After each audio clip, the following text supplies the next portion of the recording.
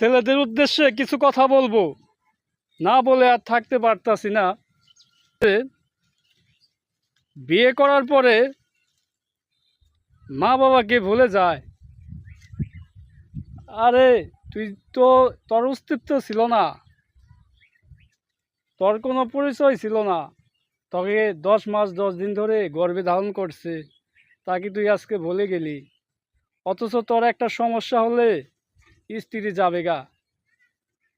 তাই মা বাবার বৃদ্ধকালে মা বাবার সেবা যত্ন করতে হবে, না হলে তুমি দুনিয়াতেও তোমার শাস্তি লাঞ্ছনা ঘিরে রাখবে, আখিরাতেও তুমি লাঞ্ছিত, শাস্তি তোমার জন্য অবধারিত।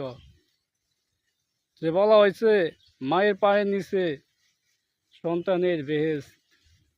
তাই মাকে তুমি ভালোবাসো, বেহেশত তোমাকে ধরা দেবে।